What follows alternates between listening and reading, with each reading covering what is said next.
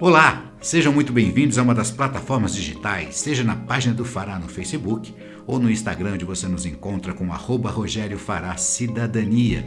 Pode, inclusive, interagir conosco, encaminhando a sua dúvida, sua manifestação na forma de uma opinião, comentário ou uma sugestão de tema também. Aliás, o quadro hoje é interativo, o quadro é seu direito, tentando esclarecer uma dúvida enviada por nossa internauta, Clênia Fidelis, que a quem agradecemos o encaminhamento da sua pergunta, que nos indaga se o quadro de fibromialgia nos braços ou em outros órgãos do corpo pode promover a aposentadoria do trabalhador, da trabalhadora.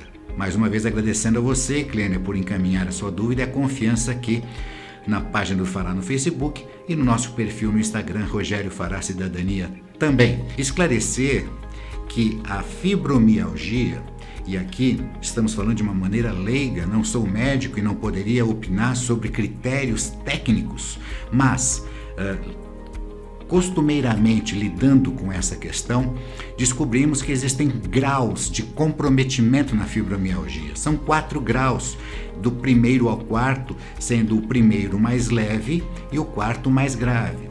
Sendo que apenas o terceiro e quarto graus aparecem em alguns tipos de exame. Fibromialgia é conhecida como uma doença invisível, não se vê de outra forma em alguns tipos de exame, apenas em alguns exames de imagem e alguns exames mais específicos, quando já está no grau 3 e 4, e aí sim fica mais fácil constatar a existência da fibromialgia. No primeiro e segundo grau, que seria um grau leve e moderado, essa enfermidade não é detectável por exames normais. Por isso é difícil comprovar. Além de comprovar a fibromialgia, Clênia, é necessário vincular a enfermidade, a doença, à sua atividade profissional, mostrando que essa fibromialgia decorre ou é agravada pela profissão. E é nesse caso que a gente vai começar a estudar a resposta à sua pergunta.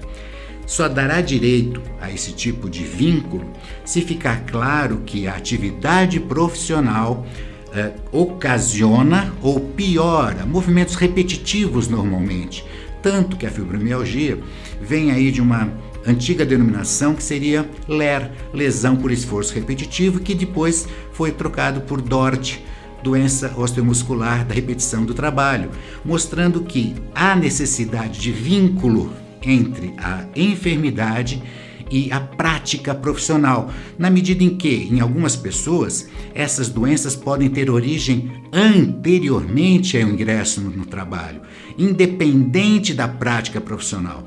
E para a questão, inclusive, de caracterização de doença ocupacional, equivalente a um acidente do trabalho, inclusive garantindo à pessoa esses benefícios previdenciários decorrentes da doença ocupacional, semelhantemente ao acidente do trabalho, é necessário vincular o problema médico à atividade profissional. Se isso ficar provado, Clênia, é muito provável que no primeiro, segundo, terceiro período de afastamento preventivo para auxílio-doença, o perito do INSS vá percebendo que ao afastar o profissional, a doença regride, e aí sim ficará provado a sua necessidade de, talvez, se não houver mais evolução, de promover o afastamento definitivo. Se houver regressão, se for tratável, ou se tiver possibilidade de readaptação em outra função que não exija movimentos repetitivos, a pessoa vai ser readaptada e readequada em outro posto de trabalho. Se não houver essa possibilidade, Clênia, se for definitivamente, irremediavelmente piorando a situação, então vai ser proposta uma aposentadoria por invalidez, tá certo? Sendo essa nossa informação aqui, fica a seu dispor, havendo ainda alguma dúvida, voltar a entrar em contato conosco para que a gente possa tratar alguma pergunta remanescente.